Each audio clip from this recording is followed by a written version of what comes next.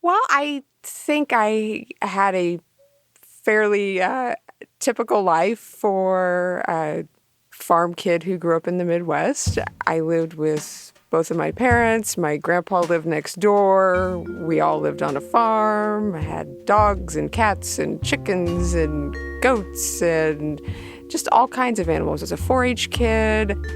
Axton Betts Hamilton grew up an only child in the small town of Portland, Indiana. Her father was a department manager for a regional grocery store chain, and her mother was an accountant with her own business preparing people's taxes. Axton describes her childhood as pretty idyllic and laid back. But in 1993, when she was 11 years old, pieces of the family's mail gradually began to disappear. Utility bills would come in the mail, and utility bills would never arrive. My dad's farm magazines would never arrive. Letters from friends and pen pals, back at that time, that's how kids communicated. Those weren't arriving. And initially, we thought that someone was driving by and just pulling our mail out of the mailbox. And to solve that problem, my mom decided to get a post office box, but the problem didn't change. So it wasn't an improvement. Our mail was still being stolen, so it was suspicioned that whomever was stealing our mail was someone from inside the post office. And what were the consequences of someone stealing your mail? I mean, I understand if a kid's not getting their pen pal letter, it's annoying, but, what's so bad about that? There are documents in there that have personal information. So there's a lot of information that can be gleaned from an electric bill, for example. So if someone is stealing that information, over time they can build a composite identity of you and use that. Now, will they get everything they need from an electric bill? No. But over time, if they steal enough pieces of mail, they can glean enough information to do that. And also not getting your statements in the mail that you need, your electric bill or your health insurance statement, whatever the case may be, you're not paying your bills on time. You're not getting information that important entities are sharing with you that you may need to make informed decisions. They went to the police, but had a hard time trying to explain what was going on and getting someone to take a police report. Remember, this started in 1993, so it wasn't like today, when we're all on guard and changing our email passwords every other hour. There weren't even any federal laws designating individuals as victims of identity theft. The businesses, like the credit card companies, were considered victims, because technically, they were the ones being defrauded. This remained the case until 1998. So Axton's family just tried to manage it, calling electric companies and credit card companies one by one, slowly clearing up each tangle as it came. And Axton wasn't really paying attention until she had to. And then she realized this was just the tip of the iceberg. I'm Phoebe Judge. This is Criminal.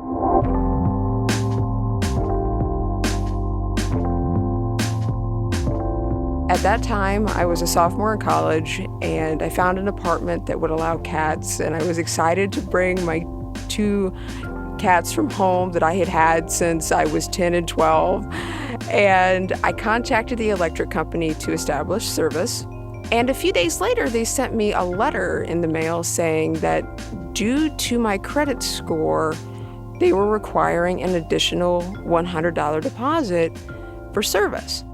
There was a number at the bottom of the letter to call to get a copy of her credit report.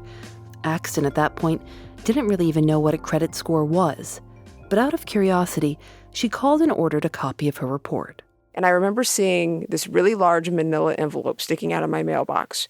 And it looked very official. And it was one of those days at school where it had been a long day. And I thought to myself, I really don't want to deal with that. Because it looks official, it's been a long day, but I got to my mailbox and I saw it was from the credit reporting agency, and it was a very thick envelope. And I naively thought, credit reports must be really difficult to read, so they have to send a lot of instructions. And I opened up the envelope and sadly realized that credit reports are not difficult to read. They don't send you a lot of instructions with them, but rather my credit report was 10 pages long, full of credit card entries and associated collection agency entries that dated all the way back to the time that my parents' identities had been stolen in 1993. So it could be presumed at that point that whomever had stolen their identities had stolen mine as well. And the credit score that was 380. And up until that point in my life, 100 meant perfect. Going through school, 100%, you got everything right. So 380 must be almost 4 times as perfect, given my schema. And there was a bell curve underneath the words, your credit score is 380. And that bell curve showed that my credit score was in the 2nd percentile of all credit scores in the nation. And I drove to the Indiana State Police post, and an officer took my report, and it essentially said, unknown thief opened up credit cards in victim's name. And that was it. That was the entirety of the police response from the Indiana State Police at that time. So I was given a copy of the police report so I could have it to show to creditors as needed, and basically told good luck. And the first person I called was my mom, and I started crying, saying, I will never own anything. I will never be able to own a car. I will never be able to own a home. I will never have a credit card. I will never be able to do the things that everybody else gets to do because someone did this to me. What did your mother say? She was shocked, but she told me, whomever has done this to you and whomever has done this to us, it's likely not a personal vendetta. It was just an opportunity for them to gain financially, and you kind of got to live with it. Her parents were from another generation, so for them to say, you've kind of got to live with it, that was one thing. But Axton didn't share that feeling, and the country was beginning to understand the nature of this crime. In 1999, the Identity Theft Resource Center was established to help victims all over the country resolve their cases, the first of its kind. So Axton spent the next few years becoming intimately acquainted with the ins and outs of identity theft. And then she took it one step further. I decided to do my master's research project on how people perceive identity theft and how they're protecting themselves from becoming victims of identity theft. I then went on to get my doctorate at Iowa State University, and I focused my dissertation on the experiences of child identity theft victims who had their identity stolen while they were under the age of 18, but they didn't learn about it until they were age 18 or older. And through my research work, what I was hoping to do from a personal, selfish standpoint was I was hoping to learn some nugget of information that would lead me to the answer of whom had stolen our identities.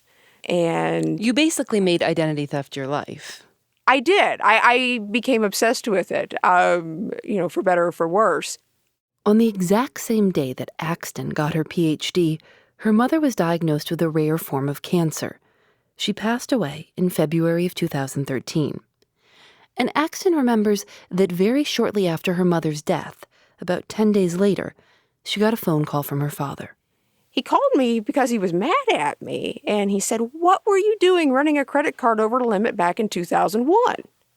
And I said, "Dad, I didn't. What are you talking about?" And he said, "Don't lie to me. I have the credit card statement in my hand." And I said, "Well, what credit card statement? What credit card company was it?" And he told me, and I said, "Dad, that was one of the credit cards that was taken out in my name as part of the identity theft." And I asked him to put it aside. I said I would come home over spring break in a couple of weeks and take a look at it.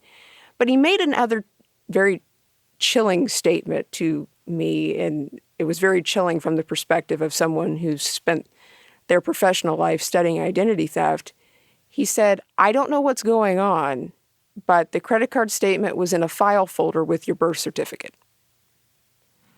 And that made my blood run cold because I knew instinctively that Mom's identity was never stolen. She ruined her own credit and stole my identity and Dad's identity. And by the time I got home 2 weeks later, he had found so many documents. There was a pile sitting on the workbench in this outbuilding on our farm. And he said, I don't know what to make of this. You will. I need you to go through all of this and piece together what has happened. And ultimately, through going all of the documentation and through continuing to go through my mother's things and, clean my mother's personal effects out of the house, she not only stole Dad's identity and my identity, she stole my grandfather's identity, which would have been her father-in-law. And there are indications that she was involved in tax evasion as well as employment fraud. You must have been so devastated, certainly finding this out after she had just died. Right. And I have learned through going through this, that there is a social expectation that people have who are around you, that they expect you to be grieving and they expect you to be going through Kubler-Ross's 5 stages of grief. And in fact, my mother was on hospice care the last few days of her life, and hospice would send us things that would say, well, now at this point in the grieving process, you're probably having these feelings, and here's how to cope with that. And because of this experience, Dad and I were definitely grieving those first 2 weeks until we discovered all of this, and the grieving process stopped and has never restarted. And it's been over 3 years. And the best way I can explain it is, how can you grieve for someone that you obviously didn't know?